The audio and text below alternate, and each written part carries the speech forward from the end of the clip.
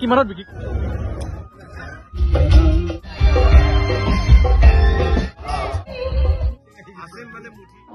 মই এতিয়া আছো গুৱাহাটীৰ সোণাপুৰত আৰু সোণাপুৰত দেহাল কাশী দম এটা এই উৎসৱটি হৈছে কাৰ্বি লোকসকলৰ আৰু কাৰ্বি লোকসকলে প্ৰত্যেক বছৰ ফাগুন মাহৰ মঙলবাৰটোত এই উৎসৱটি উদযাপন কৰে আৰু এইবাৰ তেওঁলোকে 33 সংখ্যক কেন্দ্ৰীয়ভাৱে গুৱাহাটী চেনিমূৰত উদযাপন কৰিছে আৰু ইয়াতে বাণিজ্য মেলাৰ পৰা খাদ্য সম্ভাৰৰ পৰা সকলোখিনি ব্যৱস্থা কৰিছে এই কাৰ্বি লোকসকলে আৰু ইয়াতে সুন্দৰভাৱে তেওঁলোকে এই উৎসৱটি উদযাপন কৰিছে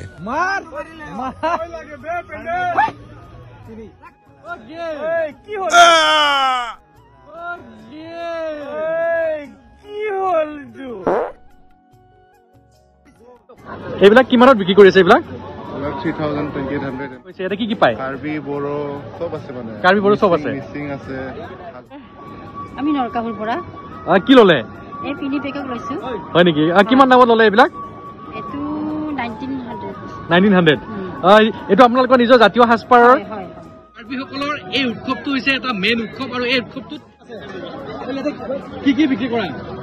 গাহৰি আছে আপোনালোকৰ গাহৰি আৰু গাহৰি পুৰা আছে আৰু আপোনাৰ গৰৈ মাছ আছে গৰৈ মাছ গাহৰি পেটুকা আছে ইফালে গাহৰি পেটুকা আছে আৰু সাজ আছে গোটেইখিনি আপুনি ইয়াত আহিলে পাই যাব কিমান দিনকে এটা ফেষ্টিভেল কিমান দিনে কাৰ্যসূচী আজি কেইদিন হ'ল আজি দুদিন আজি দ্বিতীয় দিন আৰু অহা কাইলৈ লাষ্ট আছে কাইলৈৰ পৰা আপোনাৰ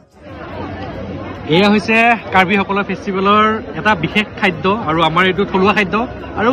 আমি সকলোৱে খাইছো এইটো হৈছে পুৰা মাছ আৰু গৰৈ মাছ পুৰা আমি এতিয়া ইয়াতে মানে তাৰ সোৱাদটো আমি অনুভৱ কৰিছো বা খাইছো কিন্তু আমি ঘৰত সকলোৱে খাওঁ কিন্তু বৰ্তমান আমি ইয়াতে আহি কিনে গৰৈ মাছ পুৰা খাইছো আৰু বাহিৰত আহি খোৱাৰ মজাটোৱে বেলেগ কেনেকুৱা মানে কি কম থলুৱা খাদ্য মজাই বেলেগ কিছুমান কথা কিমান ভাল লাগে ক'ব নোৱাৰি এইটো সেনেকুৱা কথা এই উৎসৱত অতিথিসকলৰ কাৰণে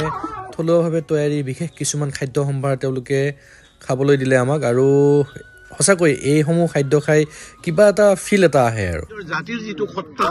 এই সত্তাটো কেনেকুৱা ধৰণে আমি মানে আগুৱাই নিব লাগে মঙলবাৰে ফাগুনৰ মঙলবাৰে গোটেই যিমান অসমত আছে কেন্দ্ৰীয় কিন্তু কেন্দ্ৰীয়ভাৱে তাৰ মানে ৰটেশ্যন হয় ইয়াৰ পৰা কাৰোবাৰ তাত যাব মানে আমি এইখিনি আছে মানে আমি এক মুঠি থাকিম আমি অকল কাৰ্বিবিলাকে নহয় আমি সদৌ অসমবাসীয়ে আছে হৈ থাকিম আছে এক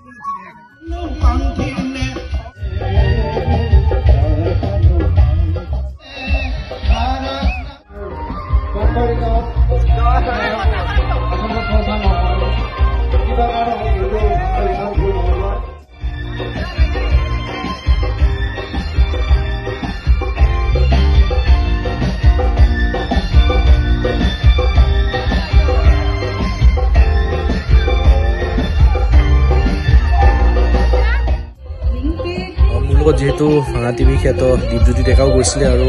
তেওঁলোকৰ লগত থাকি কিছু এনজয় কৰিলোঁ আৰু এনেদৰে আৰু নিশাটো তাতেই যি কাৰ্বিসকলৰ উৎসৱ তেওঁলোকৰ সেই উৎসৱত আমি ভাগ ল'লোঁ ধন্যবাদ চাই থাকক জয় আই অসম।